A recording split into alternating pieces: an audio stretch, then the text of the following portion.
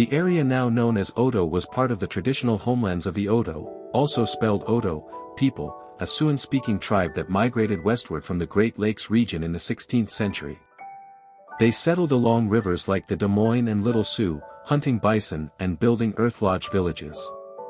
The town was later named after this tribe and a prominent chief by settler Samuel R. Day, honoring their historical presence in the region before European treaties in the 1830s forced most Odo westward to Nebraska and eventually Oklahoma. Early settlement and establishment. 1860s European-American settlement began in earnest during the post-Civil War era, with John Macaulay credited as the first settler in Odo Township, Woodbury County.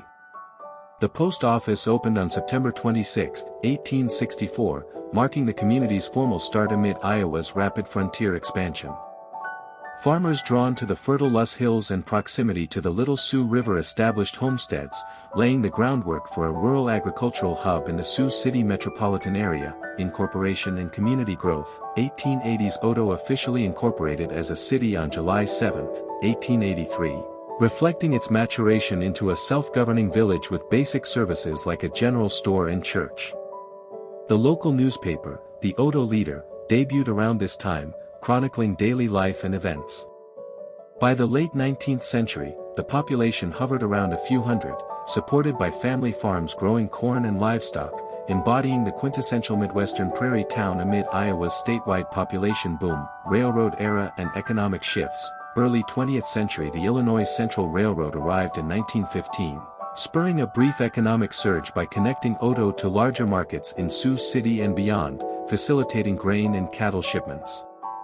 This era saw peak prosperity with new businesses and infrastructure, but the line ceased operations in 1942 due to declining rural rail viability during World War II. The town adapted by deepening its focus on diversified farming, weathering the Great Depression through community resilience, modern era and legacy. Late 20th to 21st century school districts consolidated in 1959 with nearby Anthon, forming the Anthon-Odo system, which later grade shared with Maple Valley in 1993 to sustain education amid rural depopulation.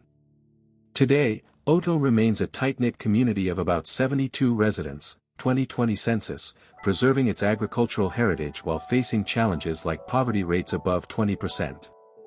It symbolizes Iowa's fading small-town narrative, with locals maintaining utilities, parks, and cultural ties to its Odo-inspired origins.